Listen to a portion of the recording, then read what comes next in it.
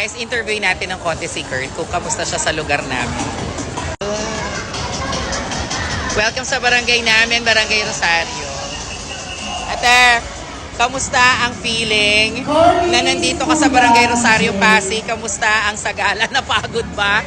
Actually, it was worth it because sobrang saya ng mga tao. Nakikisaya sa atin ang mga gamo-gamo. Ayan, dahil syempre, alam nyo naman. At si Kurt, guys, I hosted the Skin Magical, Miss Gay Skin Magical, and she won. Congratulations. That was 2022. 2022 with Lars, yung co-host namin, co-host ko. Congrats. Alright, bilang ng gamo-gamo. Sana makita ka na namin talaga sa MGI talaga, Day. Soonest. Ah, Day, title talaga yan, te. Congratulations and thank you.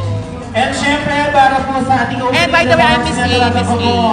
A vlogger, a host. Palakpakan po natin. Ganda. Miss A. Angel Camba. Ito ko lang i-interview pa ako, te. Ano gagawin? Applause!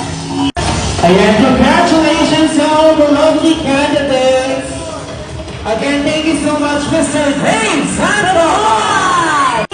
No one other than, palakpakan naman natin, walang iba kundi si Cabinet Number Cassie Ocampo!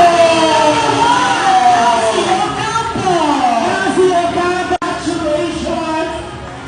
Paano makakagaling ng corona? Sa ka-deserve, LDP awarded by our beauty queen, Miss Kenta Pioy, and our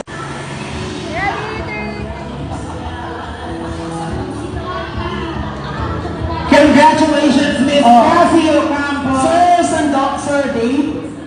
Ayan, and syempre, maraming salamat po, Mr. Dave Sandoval, sa walang sawang pagsuporta sa Elder Miss Myfer Kimbo, Erika Villanueva, and syempre, ang ating Burns Agela Queen of Festival, Cassie Ocampo!